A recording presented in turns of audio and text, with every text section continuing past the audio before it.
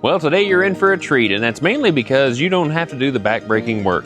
Today we're going to be removing some grass, creating a brand new flower bed. Not to mention, we're going to create a path that will give us access to plantings as well as the gazebo. Stay tuned. So what we're doing right now out in the backyard is we have an area that we just removed with what I call a hula hoe. Some people call it a wiggle weeder. And I just cleaned out all of the Bermuda grass that I had in this area, and it doesn't really grow that great because of this maple that we have right here. So it's a lot of a shaded area with a little bit of dappled sun, as well as some, I wouldn't say full sun, but maybe about 4 hours worth right here. And we are going to plant those Oklahoma proven shade-loving plants right in this area. But one of the downsides is that since we have the border that's right next to the gazebo, it's very difficult to gain access to the other side of the yard without having to go to the concrete portion of our house. So what we're thinking is to create a continuous path from this gravel right here up to the mailbox where we store some of our supplies, and then meander back behind the arbs that we planted, and then basically dump it out right past the bird feeder onto the grassy area that we have on the other side of the yard. So the gravel pathway here kind of has a sharp turn right there, which doesn't complement going up to the mailbox. So I may have to redesign that slightly, but there is a slight curvature that I can continue to follow up to the mailbox. So that's what I'm going to try and do here with the rake, just give myself an outline. And this is not going to be a wide path. This is mainly just for one person to kind of meander around. So just do a slight curve like that.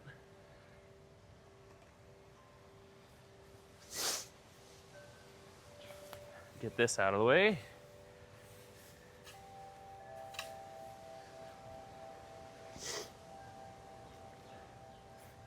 We'll bring it around this way.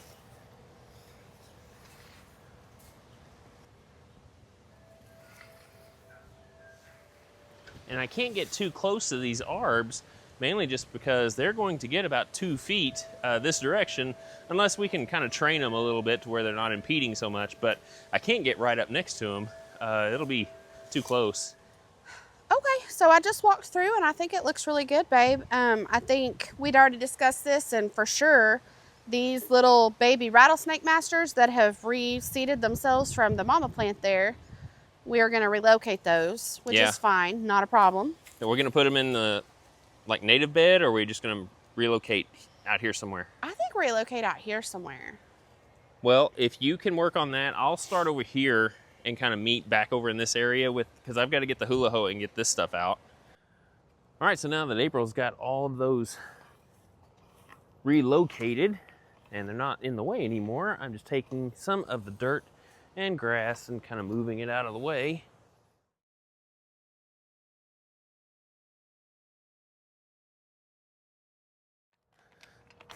Tell you what, this hula hoe or wobble weeder is very good at getting under the grass, but it sure does take a lot of energy to get Bermuda out of the ground.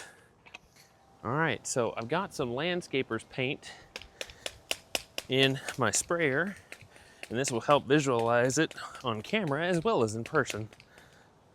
So like I said, we're going to kind of continue this curvature right here.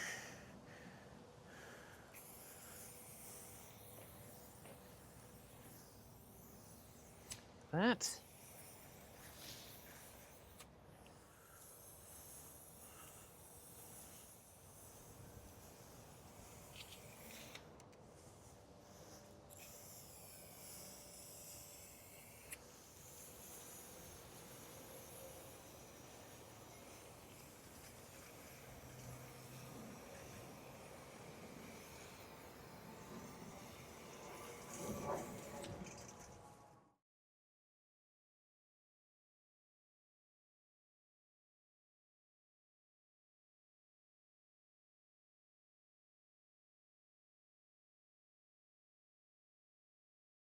So I'm incorporating the bird feeder because we need to be able to get to it from right over there. And also, if bird seed falls, it'll be in gravel and not in dirt. So getting rid of whatever sprouts from the seed is going to be a lot easier.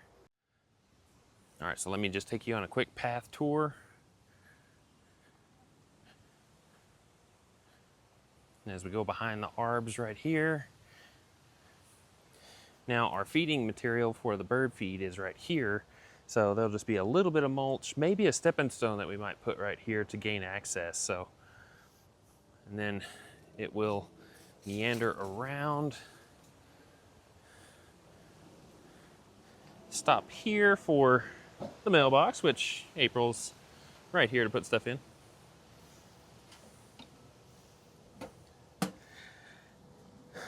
And then it dumps out right here at the gravel and hopefully line up with kind of a relocation of the gravel to make it line up better. So I added these lines. You can kind of see it curving right there, and it just kind of meets at a point right there. I'm not sure if I like that. I may pull this back to where it just kind of lines up, but I kind of like how this is working. So let me know down in the comments what you think about that. So here's what I did to kind of define that line a little bit better. So you can kind of see the line of the rock. It normally curves out this way towards April, but I'm actually going to push them back up against the white or the yellow line that I just put in there and continue on down the path. I like the curvature of this line coming and meeting, you know, again with those rocks, but it just didn't seem to work and make a point right there. So I asked April what she thought, and she kind of likes this idea, but still, let us know down in the comments below, what would you do? Yep, so this is currently our rough draft design of the path, how it's going to meet up with the gravel. Take you for a little tour this way. Widen you out a little bit. So here is the mailbox. And then it winds around this way. There's the arbs. Like I said, probably a little stepping stone right here to get into the gazebo or to gain access to our feed. Come around this way. Incorporate the bird feeder, okay? And then out to our grassy path right here. So yeah, that pretty much wraps up what we are going to do today. We're just gonna do a little cleanup. The day kind of got away from us because this is our last day of school for my daughter. And April and I were a little beat, so we had to take a nap.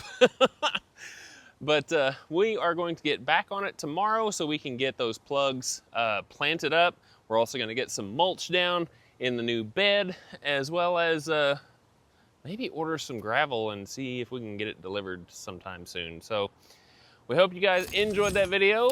If you want to learn more about some of the things that we have done in this particular segment, I guess, you can check out the videos to my left or right. And until next time, we'll see you then. See you, everyone. Bye.